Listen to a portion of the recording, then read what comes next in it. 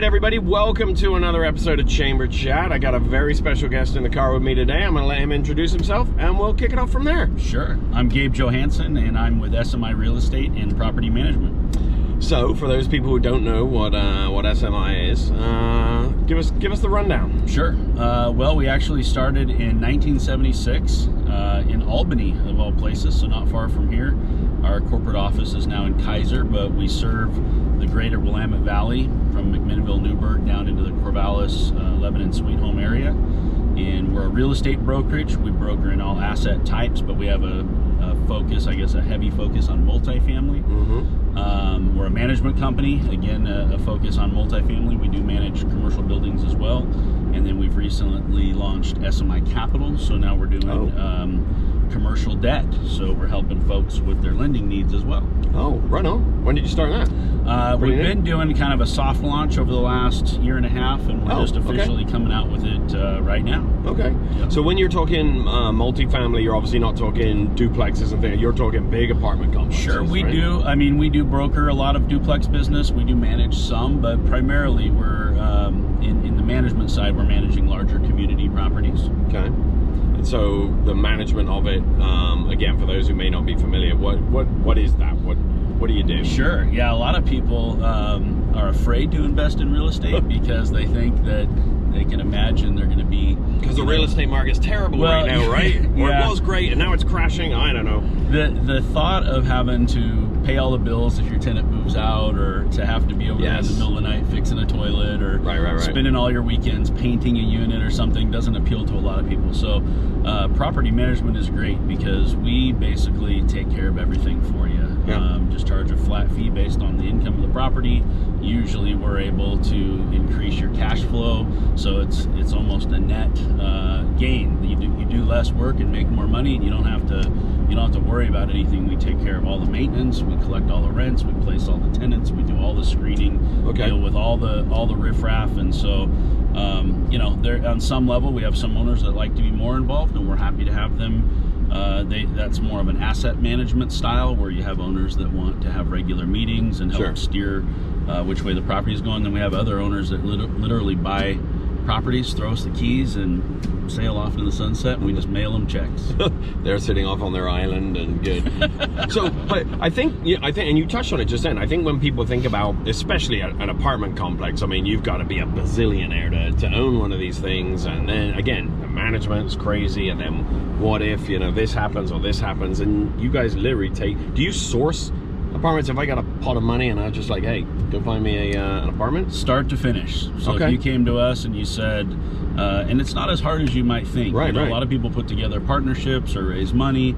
So we really focus on the education piece, and we'll start some folks off in a duplex. And real estate's an interesting business to be in, because your real estate over time, just like you're playing the game Monopoly, it starts buying you more and more and more. So your real estate grows over time. And so we're happy to take somebody and teach them the place to start, how to get in without having to have a whole big pile of cash going in, and then how to grow that portfolio, and of course to find the money to do it, and to manage it once you got it. So you talked a little bit about partnerships and things. Obviously, if you're sitting watching this and you've got kind of you got $10 in the bank, and that's probably not. You're probably not your ideal, client or customer. But what are do you have an ideal? Is that even a weird question? Like, what is your sort of, who do you get? Who's a typical customer? I don't even know if that's the right way to answer. Being a full service real estate company, we have tenants that are just looking for an apartment. We have people trying to buy the whole apartment complex. We have businesses, leasing space and so on. So there's a lot of, different angles you can approach it from. Not everybody wants to be an investor, but we feel that the path to financial freedom and really building generational wealth is through owning assets. And so I think that we've really, we haven't served our I guess from an educational standpoint, we don't spend a lot of time talking about financial freedom. We really train people to learn how to work a W-2 job. And so to try to find the information to learn how to become an investor is kind of hard. It's out there. You just have to seek it out.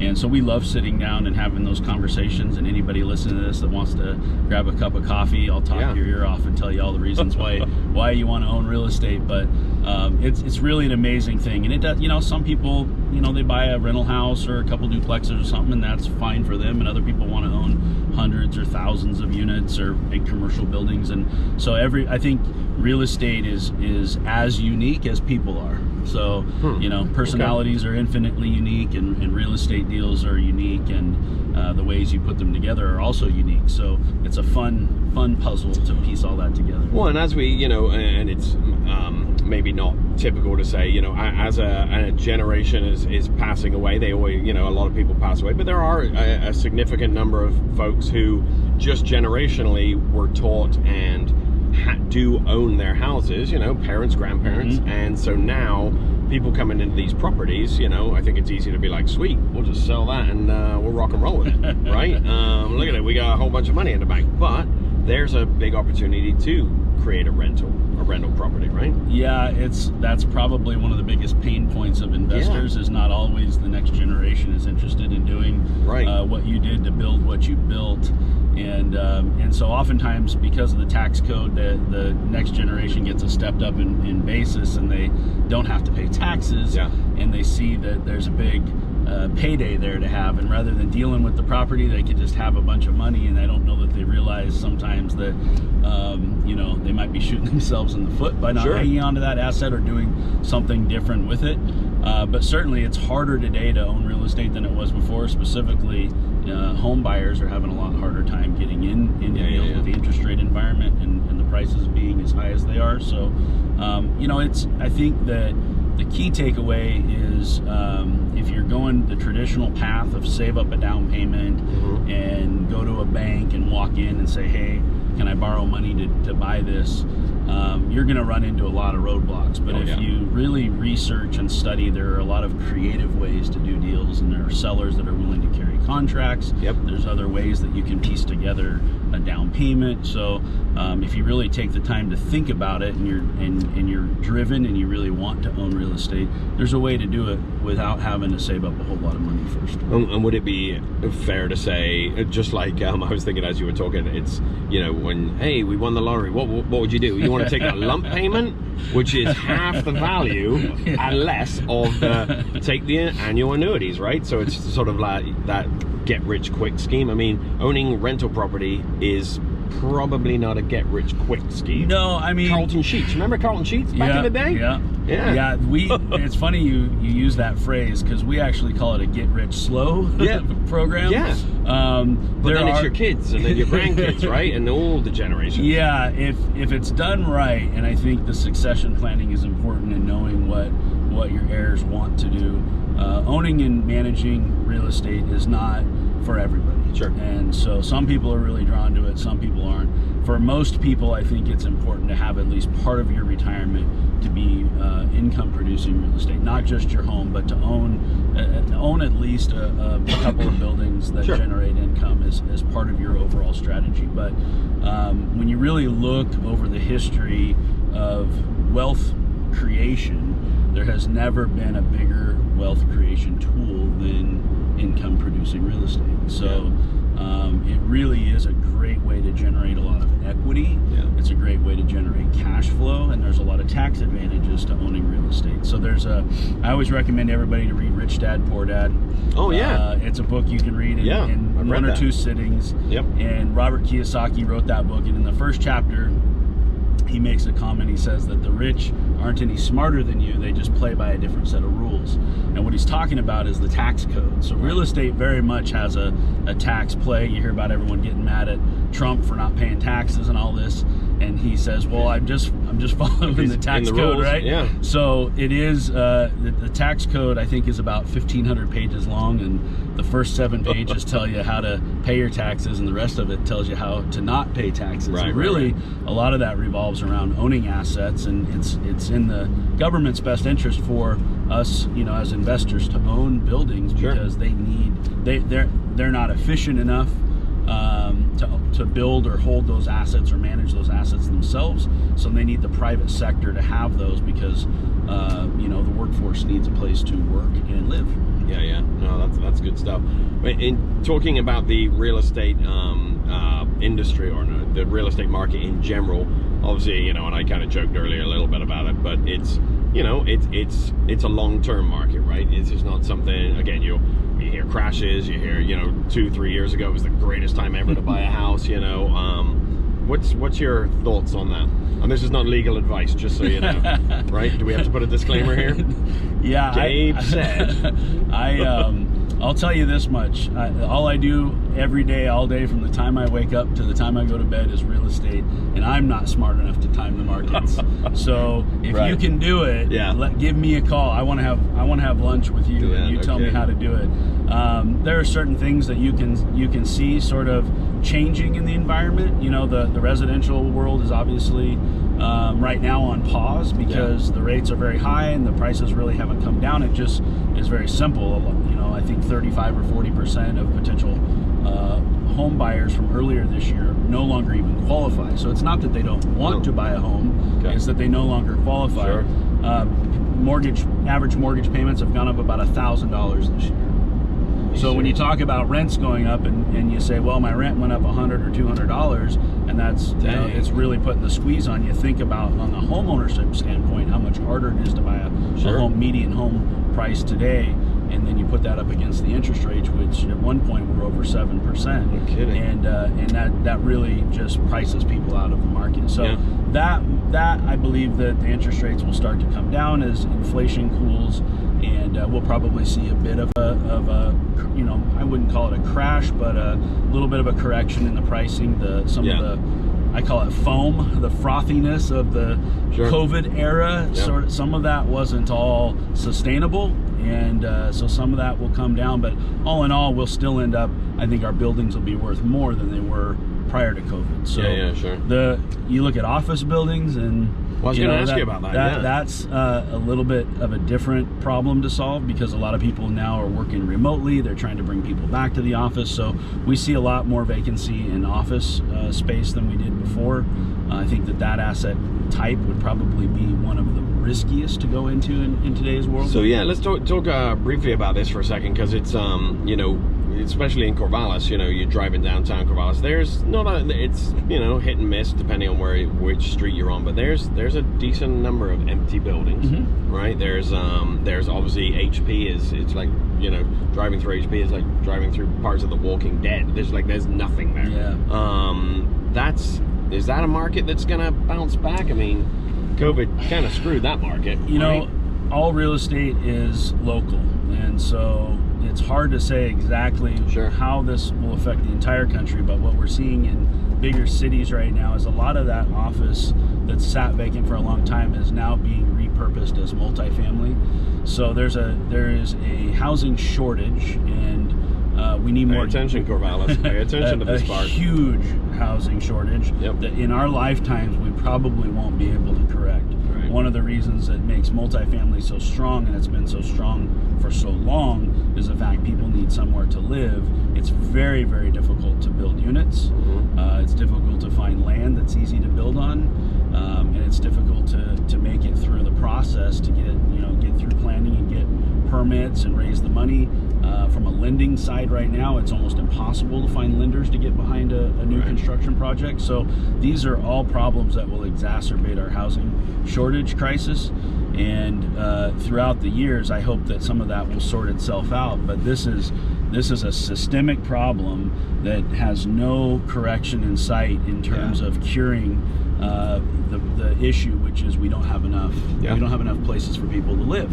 We have too many people and not enough places for them to live. So it will continue to drive rents up. It will continue to push home prices up. I think we will see, coming out of this next cycle, we'll see a lot more apartments and homes being built, which will help find a little bit of equilibrium. But I think long term, you'll see more buildings, going back to the office conversation, that you'll see more buildings convert from office or retail into a multifamily. The Nordstroms in Salem is a great example. Some developers bought that. They were going to sort of repurpose it as a mixed-use building. After doing all their due diligence, they realized that it was going to be better just to knock the whole building down and start over, and they're going to put over 300 apartment units in downtown Salem, where once was our Nordstrom, right? So that is just an example, I think, of what you're going to start to see in just about, you know, all areas, as there's going to be a huge demand to find ways to add density and create housing for people. Well, in a place like Corvallis, it's no, I mean, it likes to think it's a little different than everywhere else, but it's not. I mean, effectively, same deal. You have people who need housing, right? And, you know, whether you call it workforce housing, affordable housing, you know, whatever it is.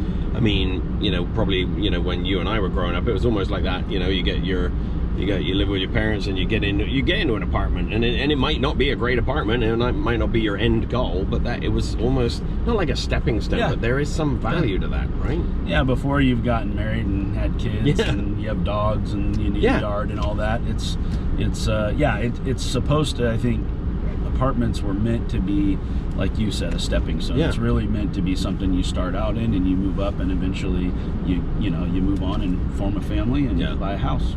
And then have kids, and then your life's ruined. Don't do it. Yeah, don't do it.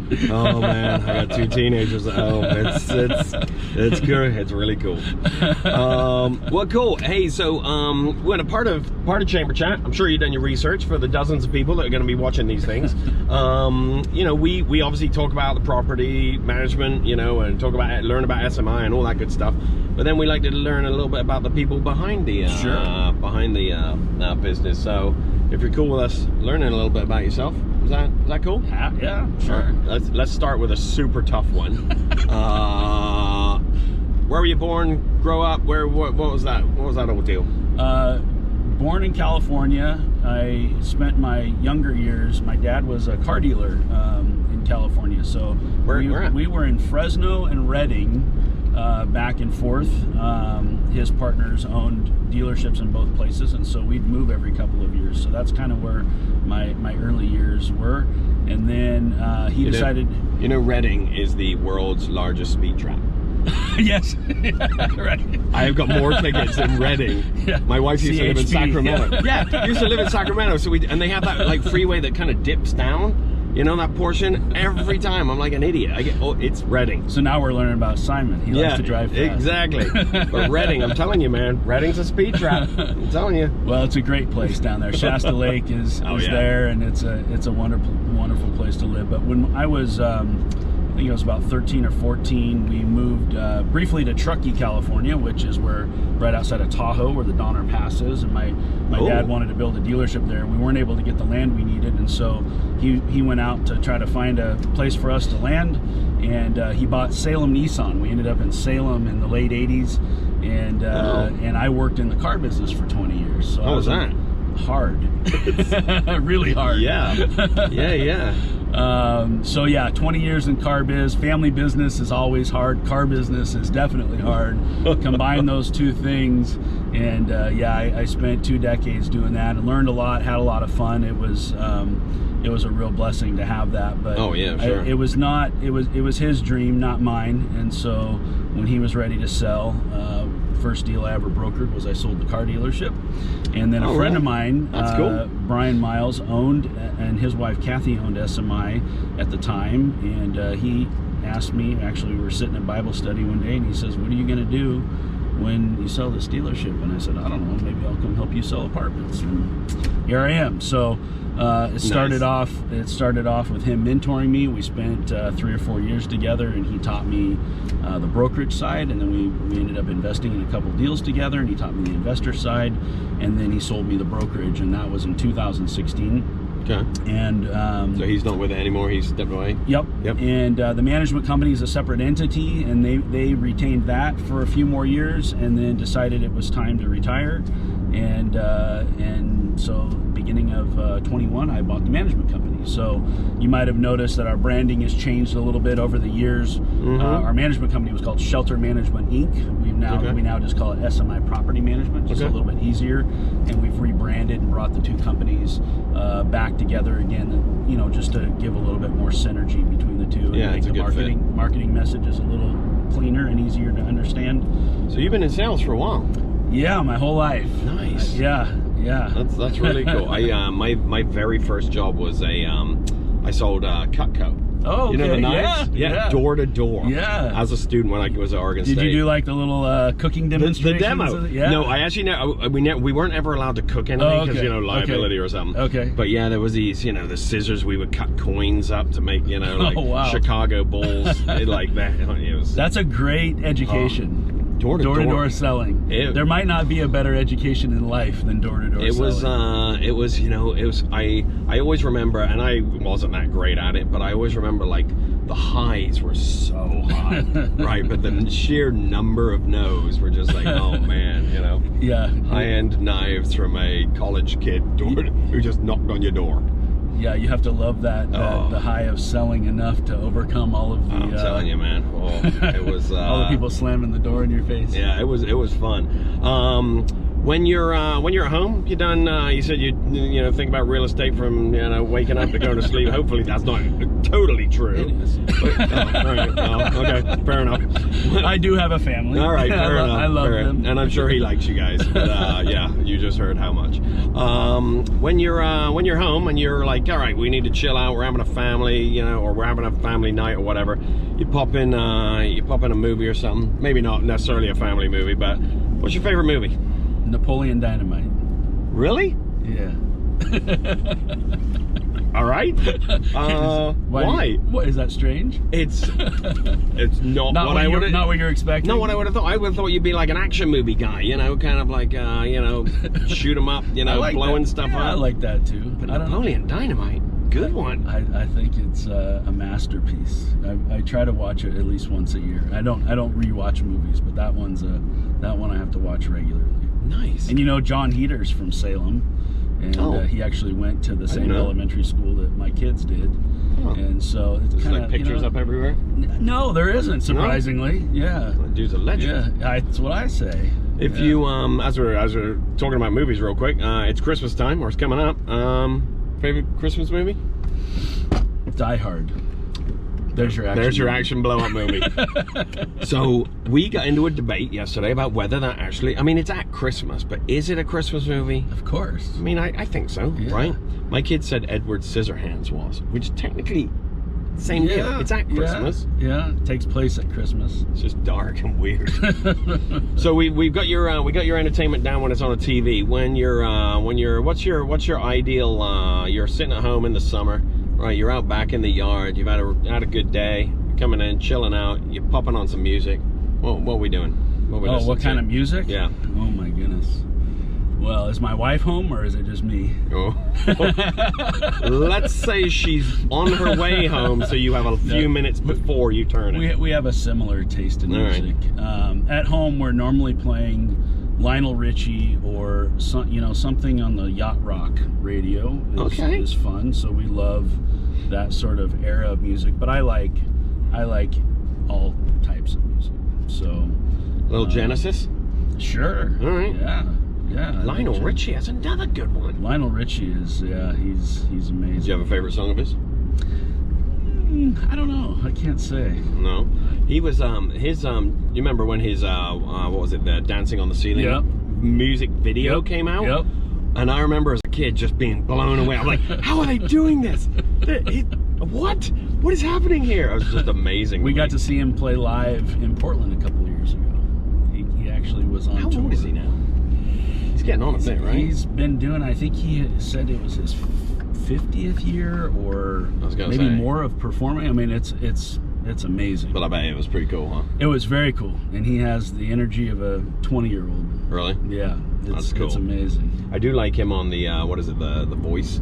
When he's one of the judges there, he just seems like a nice guy. Yep. Somebody who just cares about stuff. All right, so we set up your movies and your music. Now, obviously, you're going to need something to eat.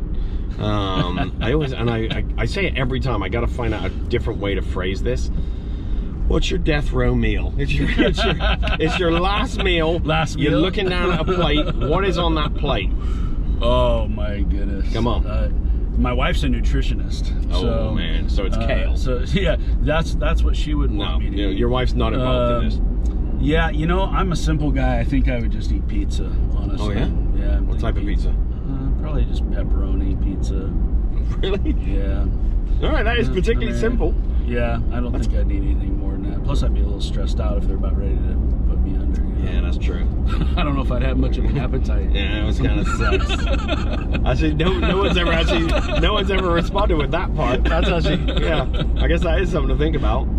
You know, I mean, you don't have to think about, you know, working it off. I mean, that's good.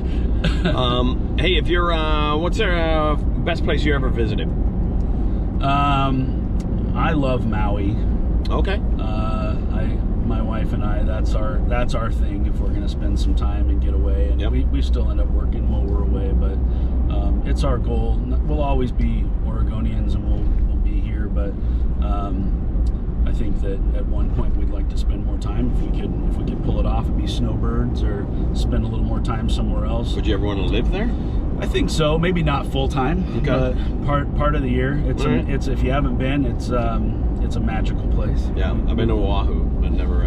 You got to check it out. It's an amazing spot. Yeah. What about bucket list place where you haven't been? Oh, there's a few of those. I really want to go to Japan. I really want to go to Japan. Why? That's that. I don't know. As a kid growing up, I'm a video gamer, so I've always, you know, growing up in the 80s.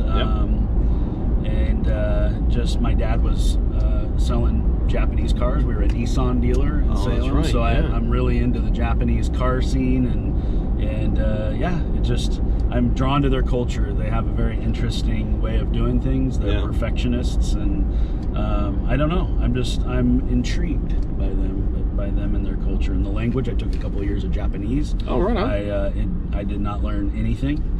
You're like, please don't ask me to say that. It's going to be terrible. I think that's pretty much an impossible language to learn, honestly, unless you studied it your whole life. But still, it's just super cool. I don't know. I think it'd be fun to see it. And you mentioned a couple places. Where's the other place or other places?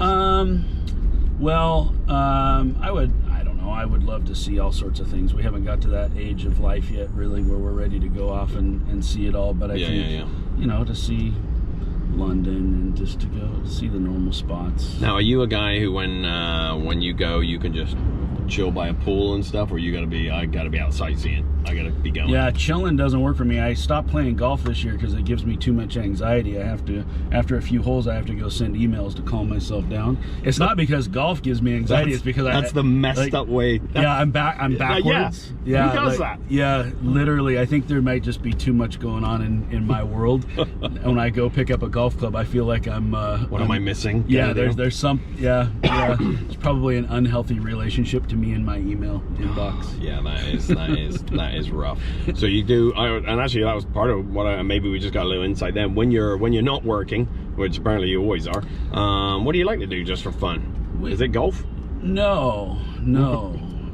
I don't think anybody really likes to golf. I think golf is for people who are addicted to being angry. What is it? Golf ruins a perfectly good walk. Yeah, it does. Yeah. And I swing so hard it hurts me now. I can't. My body can't handle it anymore. You're at that age. Yeah, I can't figure out the old man swing yet, or I'm not willing to do it. So I injure myself playing golf. I know that sounds like it's not possible, but it is. It is. Yeah. No, Jan and I, we have 3 adult daughters in their 20s. We have a 6-year-old grandson and another grandchild along the way. And so obviously love spending time with them and hanging out with raising 3 daughters and then having a grandson. The contrast was a beautiful thing. God rewarded me for, a couple of decades all those years of hard years. Right. Is it cool being, I'm hopefully getting close, but I'm not at that point yet where you're a grandpa. Is it cool? It's the best thing that'll ever happen to me. Yeah? Yeah. And is it the cliche you could spoil the heck out of them and then there you go? I told my kids not to have kids. I said it's too hard. If you want to have an easy, happy life, don't have. They don't like it when I tell them that. Right. I love my kids, but I tell them, hey, if you want to keep things simple, just don't have kids. Right. But I wouldn't say that I enjoyed being a parent. I was a young parent. I got married in my first marriage in between my junior and senior year of high school, And holy our smokes! First daughter came while I was a senior in high school, and that is not good life advice. No, I actually lived on my own. I mean, we lived in our own place, and I worked, and I mean, I supported a family at a young age, but right on. It's not, well, I don't know. It's either you should do it that way or you should enjoy life for 20 years and then do it at the end. I think that's probably a better way. I get to be a young grandpa, so there's a benefit to that. Okay. I can probably still be a great grandpa and enjoy that. But I don't know. I think if I were to do it over again, I would say establish yourself, good marriage, and a little bit of money in the bank, a good career, so that you can have a kid and actually, focus on. Right. It can work out. I think I have friends now that are not far from my age that are just starting their families. Oh yeah. And on one level, for them, at least the first couple of years is super hard, because I don't know how you stay up in the middle of the night when you get into your 40s. Yeah.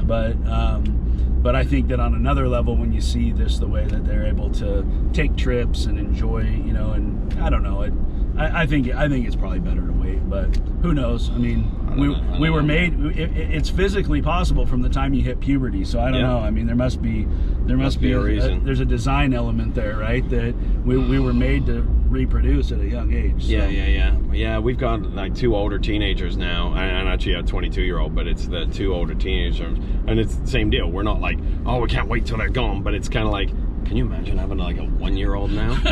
What a nightmare that would be.